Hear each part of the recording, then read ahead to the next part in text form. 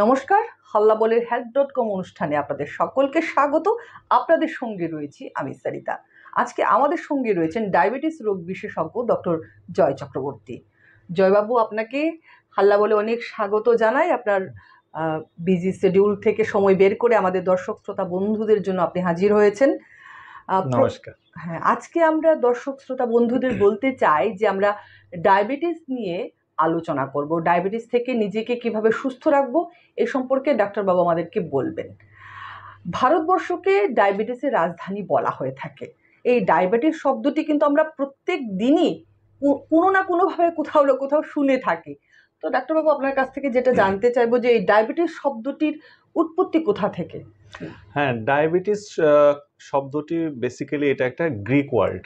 তো এটা অলমোস্ট ধরো 200 টু 300 বিসি মানে বিফোর ক্রাইস্ট থেকেই এই ওয়ার্ডটা চলে আসছে।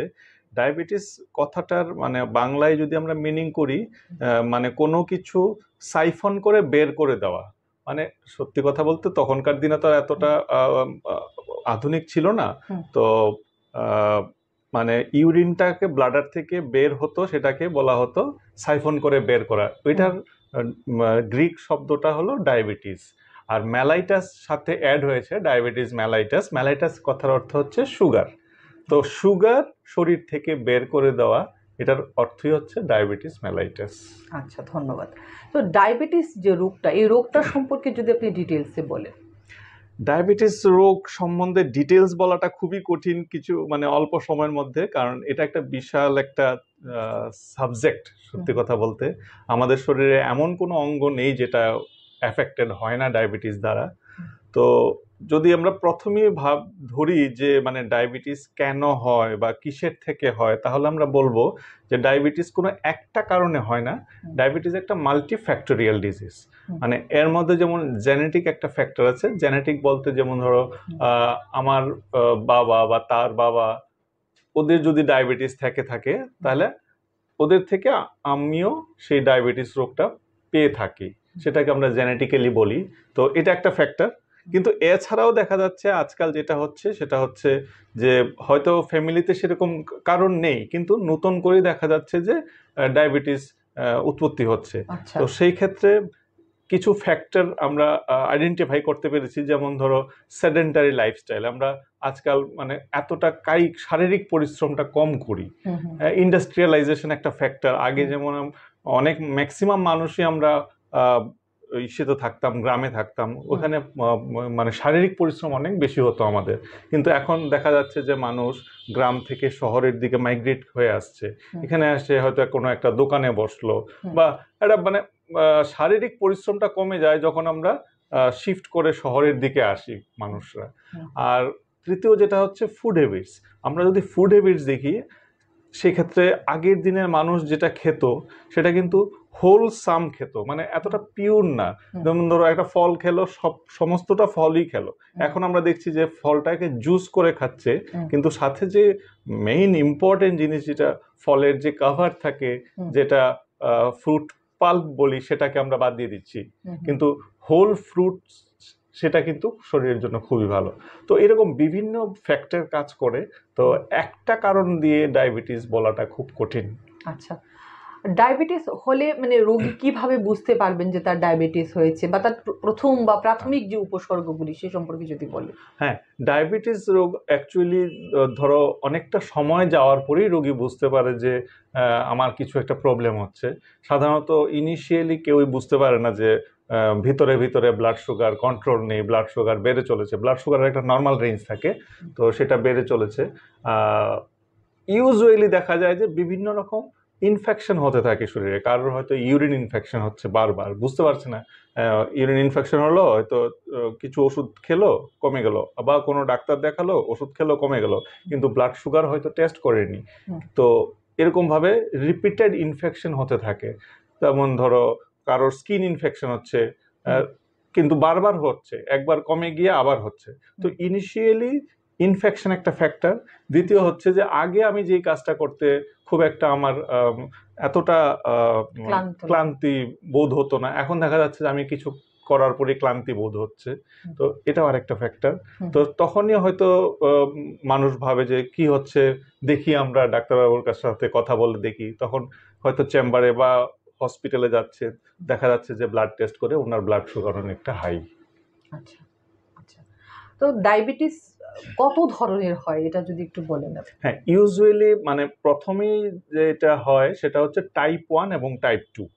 টাইপ 1 মানে হচ্ছে সেখানে ইনসুলিন মানে শরীরে একটু বলতে হয় তাহলে, কারণ ডায়াবেটিস রোগটা বেসিক্যালি ইনসুলিন রেগুলেটেড। আমাদের শরীরে প্যানক্রিয়াস নামে একটা অর্গান থাকে, যেমন লিভার থাকে, কিডনি থাকে, সেরকম প্যানক্রিয়াস একটা অর্গান। তো প্যানক্রিয়াস থেকে ইনসুলিন সিক্রেশন হয়। সেই ইনসুলিনটা আমরা যেই সুগার বা কার্বোহাইড্রেট যেটা খাই ওটাকে রেগুলেট করে এটাকে আমাদের সারা শরীরের সেলে নিয়ে যায়, এবং ওইটা কারণ সুগার থেকে বা কার্বোহাইড্রেট থেকে আমরা এনার্জি পাই। হ্যাঁ, কারণ যদি আমরা সুগার বা কার্বোহাইড্রেট না খাই আমরা কিন্তু কাজই করতে পারবো না। তো কিন্তু দেখা গেছে যদি ইনসুলিন সিক্রেশন কোনো কারণে, এটা যে কোনো কারণে হতে পারে, যেমন প্যানক্রিয়াসের কোনো রোগ হলো বা এমনই একটা রোগ হলো যে প্যানক্রিয়াস কেটে বাদই দিতে হলো, তো সেই ক্ষেত্রে প্যানক্রিয়াস থেকে ইনসুলিন সিক্রেশনটা হয় না, তখন এই ব্লাড সুগারটা রেগুলেট করার মতো ক্ষমতা থাকে না, ব্লাড সুগার হাই হয়। এটাকে আমরা টাইপ 1 ডায়াবেটিস বলি, মানে due to lack of insulin. আরেকটা হয় টাইপ 2 ডায়াবেটিস। টাইপ 2 ডায়াবেটিসে দেখা গেছে যে ইনসুলিন সিক্রেশন নর্মাল, কিন্তু আমাদের শরীরে ইনসুলিনটা ঠিকভাবে কাজ করছে না, এটাকে আমরা বলি ইনসুলিন রেজিস্ট্যান্স, মানে সে কাজ করতে গিয়ে বাধাপ্রাপ্ত হচ্ছে। ফলে আলটিমেটলি সেমই হচ্ছে, ব্লাড সুগার লেভেল বাড়ছে, কিন্তু টেস্ট করে দেখা যাচ্ছে যে শরীরে ইনসুলিনের লেভেল নর্মাল আছে কিন্তু ব্লাড সুগার বাড়ছে। সেই ক্ষেত্রে এটাকে আমরা টাইপ 2 বলি। তো টাইপ 2 এর মধ্যে আবার অনেকগুলো ভাগ আছে, যেমন একটা আছে ম্যাচুরিটি অনসেট ডায়াবেটিস, যেমন ধরো কারোর 50 ইয়ার্স বাদে গিয়ে হলো, তাকে আমরা ম্যাচুরিটি অনসেট ডায়াবেটিস মেলাইটাস বলি বা মডি বলি। আরেকটা হয় জেস্টেশনাল ডায়াবেটিস মেলাইটাস, যেটা অনেক যারা মহিলারা যারা প্রেগনেন্ট হন ওনাদের দেখা গেছে যে আগে নর্মাল ছিল কিন্তু প্রেগনেন্সির পর ওনার ডায়াবেটিস ধরা পড়ছে, সেটা জেস্টেশনাল ডায়াবেটিস। তো এরকম আরো ভাগ আছে, কিন্তু বেসিক্যালি দুটোই, একটা টাইপ 1 একটা টাইপ 2। আচ্ছা, কোনটা বেশি মানে বিপজ্জনক? অবশ্যই টাইপ 1, কারণ টাইপ 1-এ ইনসুলিন একদমই শরীরে থাকে না বা খুবই কম পরিমাণ থাকে, ফলে সুগার কন্ট্রোল ভেরি ডিফিকাল্ট হয়ে যায়। আর মানে ইনসুলিনের যে ভালো কাজগুলো সেগুলির থেকে শরীর বঞ্চিত হয়, প্রোটিন ব্রেকডাউন হয়, মাসেল ব্রেকডাউন হয়, বিভিন্ন রকম ক্ষতি হয়। আচ্ছা, ডায়াবেটিসের কারণে আর কি ধরনের বড় সমস্যা তৈরি হতে পারে, বা ডায়াবেটিসে কি মাল্টিপল অর্গান ফেইলারের যে সম্ভাবনা কতটুকু রয়েছে? হ্যাঁ, ডায়াবেটিস এমনই একটা রোগ যেটা বেসিক্যালি আমাদের সমস্ত অর্গানকে এফেক্ট করে। তার মধ্যে সবচেয়ে বেশি যেটা হয় সেটা হচ্ছে চোখ, কিডনি, নার্ভ এবং হার্ট।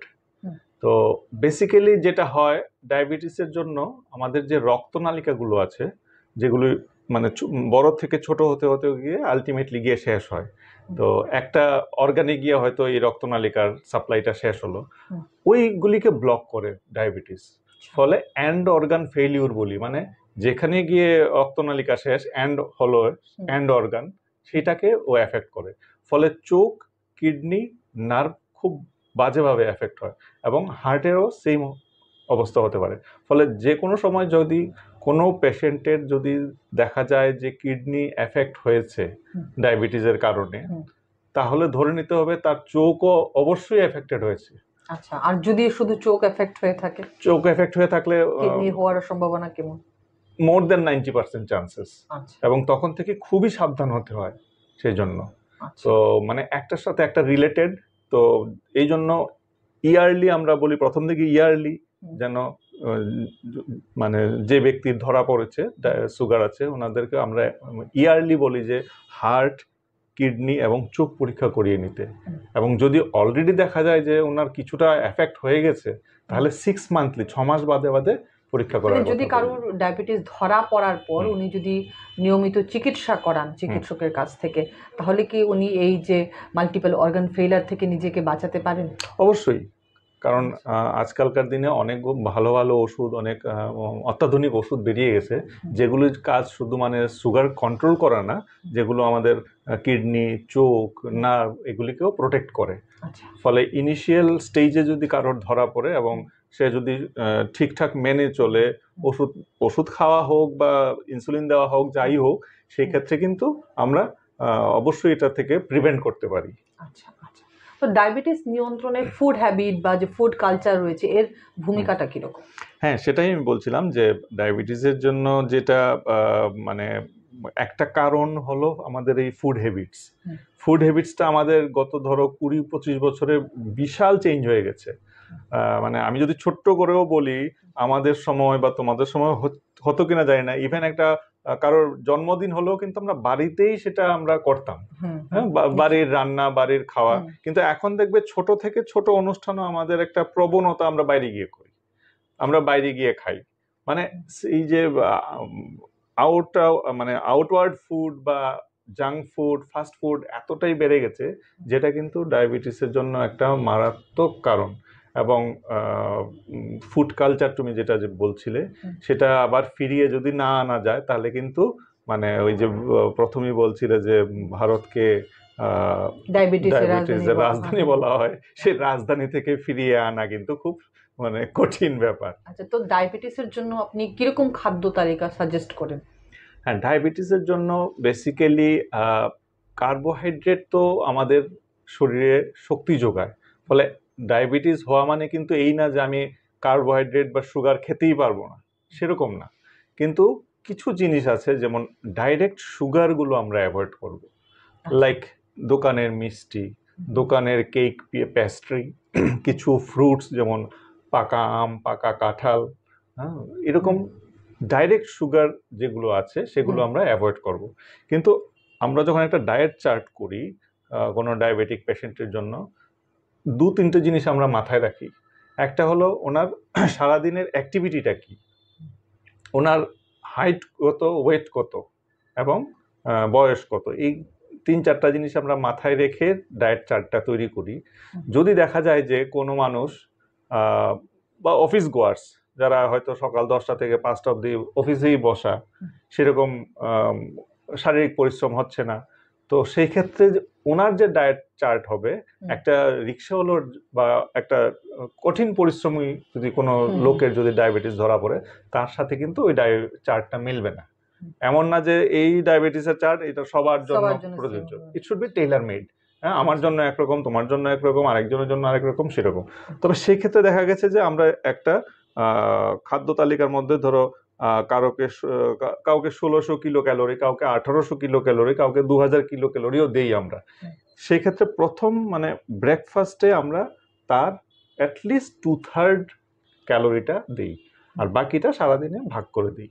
ঠিক আছে, তার মধ্যে 60% থাকবে কার্বোহাইড্রেট সারাদিনে, বাকি 30% থাকবে প্রোটিন, আর 10% ফ্যাট। আর এই যে কার্বোহাইড্রেট থাকবে, এটা যদি মানে কেউ চাল খায়, কেউ রুটি খায়, এতে আমাদের কোনো আপত্তি নাই। একটা ভুল ধারণা আমাদের আছে যে ডায়াবেটিস হলে হয়তো ভাত খাওয়া যাবে না, রুটি খাওয়া যাবে, এরকম কিছু ব্যাপার নেই। কার্বোহাইড্রেট কার্বোহাইড্রেটই, ভাত খাও বা রুটি খাও, কিন্তু ওই 60%টাই যেন থাকে, তার বেশি যেন না হয়। এখন দেখা গেছে আমাদের মেইনলি আমরা বাঙালিদের মধ্যে দেখি যে আমরা ভাতটা বেশি খাই, সাথে সবজি হয়তো অল্প খাই। আস্তে আস্তে চেঞ্জ হচ্ছে, এই কনসেপ্ট চেঞ্জ হচ্ছে, কিন্তু যদি তুমি এখনো দেখো এটা আমাদের ট্র্যাডিশনাল ভাতের পরিমাণটা আমরা বেশি খাই, কিন্তু অল্প সবজি, তরকারি বা প্রোটিনটাও অল্প নিলাম।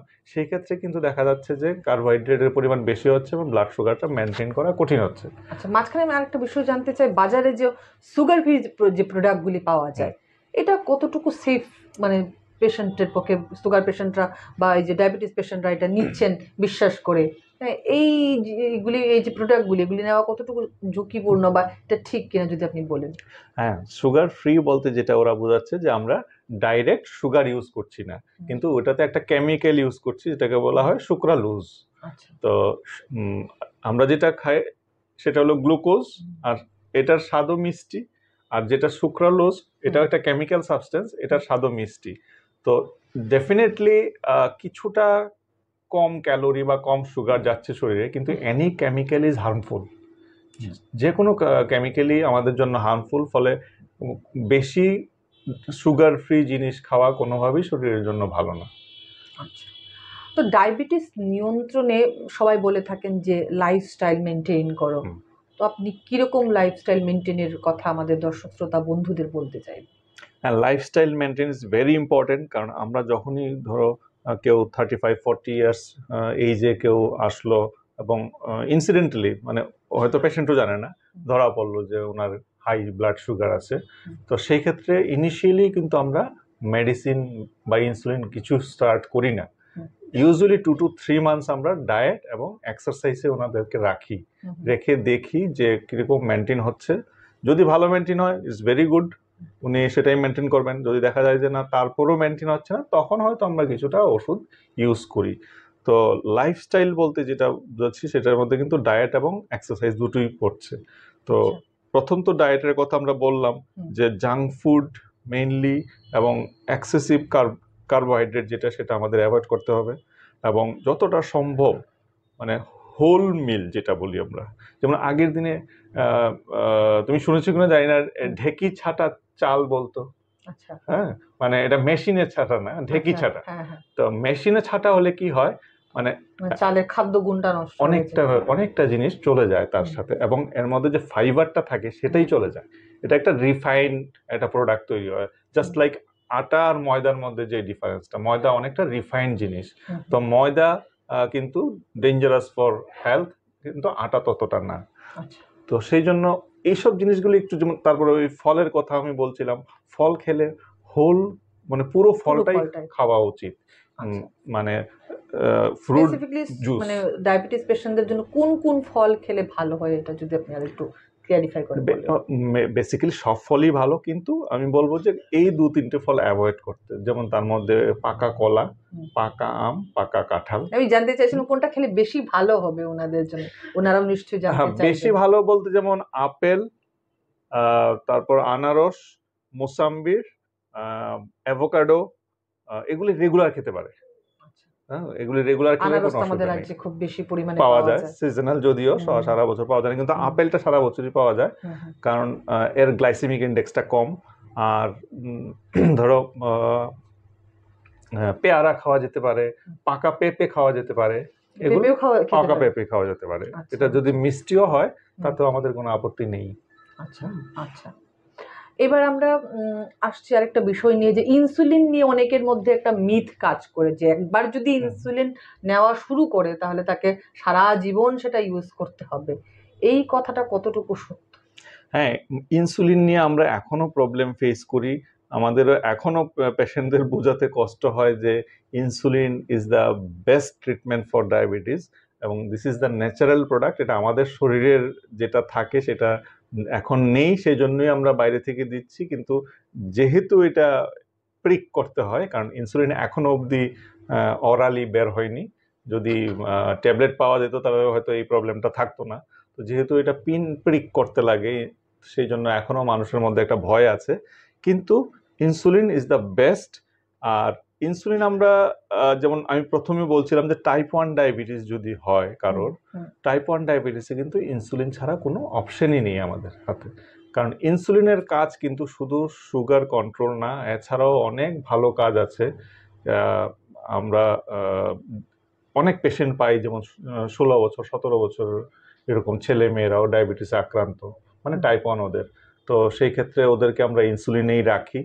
তো টাইপ 2-তে আমরা ইনিশিয়ালি হয়তো ইনসুলিন ইউজ করি না, হ্যাঁ। তারপর যদি দেখা যায় যে অনেকগুলো ওষুধ দেওয়ার পরও কন্ট্রোল হচ্ছে না, দেন উই ইন্ট্রোডিউস ইনসুলিন। আরেকটা জায়গায় ইনসুলিন খুব ইম্পর্টেন্ট, সেটা হচ্ছে ডায়াবেটিক পেশেন্ট, তার হঠাৎ করে খুব একটা সিরিয়াস ধরনের কোনো একটা ইনফেকশন হলো, বা তার কোনো একটা অপারেশন করতে লাগবে, সেই ক্ষেত্রে কিন্তু ওই টাইম পিরিয়ডটাতে শুধু ইনসুলিনই আমাদের ইউজ করতে হয়। সেটাই, সার্জারি যদি করতে হয়, এটা সুগার পেশেন্টদের মনে একটা ভয় থাকে যে যদি সার্জারি লাগে কোনো জীবনে, হ্যাঁ, তাহলে তারা এই বিষয়টাও যদি আপনি একটু বলেন। হ্যাঁ, সার্জারি এটাই বলছিলাম, যদি কোনো ধরনের শরীরে যে কোনো ধরনের ইনফেকশন যদি হয়, ইনসুলিন আমাদের অবশ্যই ইউজ করতে হবে, না হলে ওইটা কন্ট্রোল করা, ওই ইনফেকশন কন্ট্রোল করা ভেরি ডিফিকাল্ট। কিন্তু এই ক্ষেত্রে যে ইনসুলিনটা আমরা ইউজ করি সেটা কিন্তু মানে after recovery we can withdraw.